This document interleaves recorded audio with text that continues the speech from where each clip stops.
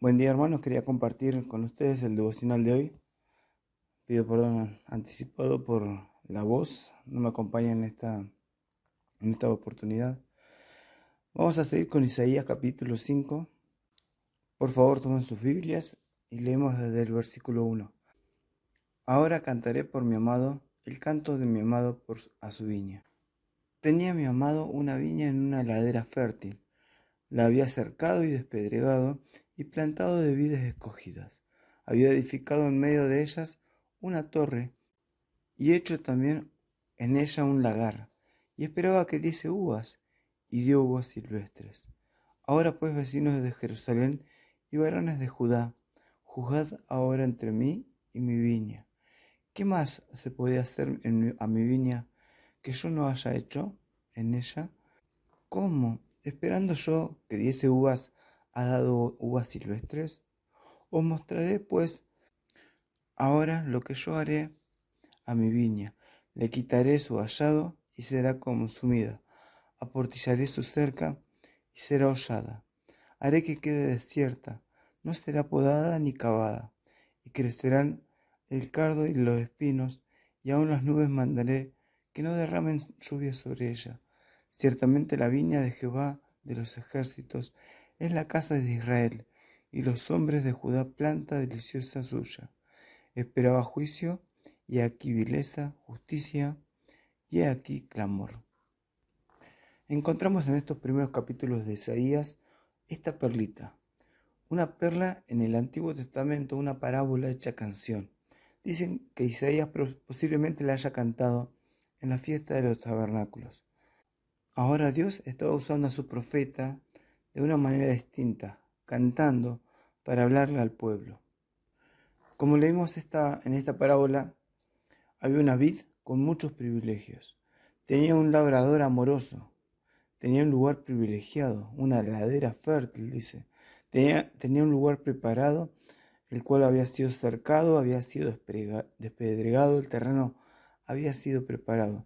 Tenía una cepa escogida, no cualquier vid era, y tenía protección, porque dice que contaba con una torre, que era un lugar que fabricaban para poder controlar y cuidar a la vid, y donde el labrador viviría allí.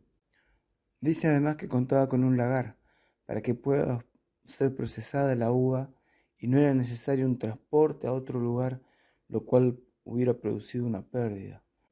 Con esta parábola, el Señor quería hacer ver a Israel lo bueno que había sido Dios con ellos.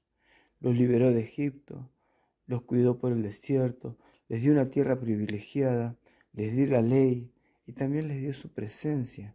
Tenían muchos privilegios, tenían un propósito, tenían que dar un fruto, pero en vez de eso solo había uvas silvestres. Todo el tiempo que Dios les mostró su bondad, su poder, su presencia, todo eso no dio el fruto esperado. ¿Qué más podía hacer a mi viña que yo no haya hecho en ella? Dice el labrador. ¿De quién era la culpa? Dios le pide que ellos hagan el juicio. Juzgad ahora entre mí y mi viña. Ahora imaginémonos a Isaías cantando esta parábola. El pueblo estaba escuchando y hasta este punto ellos no sabían que la parábola iba dirigida a ellos. Es la misma escena que está en 2 Samuel con David y el profeta Natán, donde Natán le cuenta la historia del rico y el pobre. David juzgó en esa historia, con mucho enojo dijo, tiene que morir. Y Natán dice con esas palabras, tú eres ese hombre.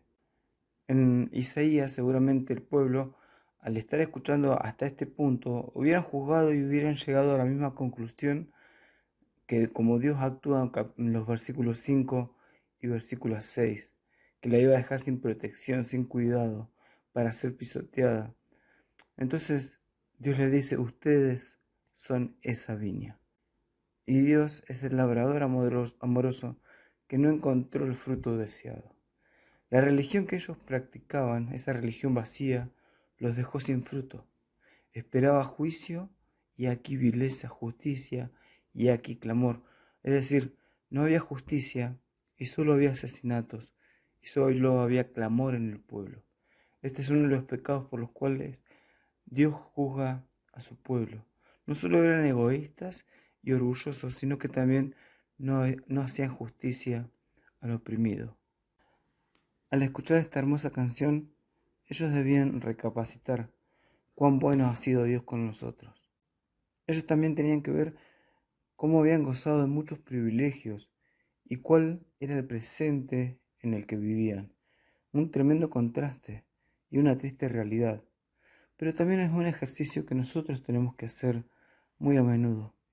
Nosotros también debemos ver cuán privilegiados somos en Cristo.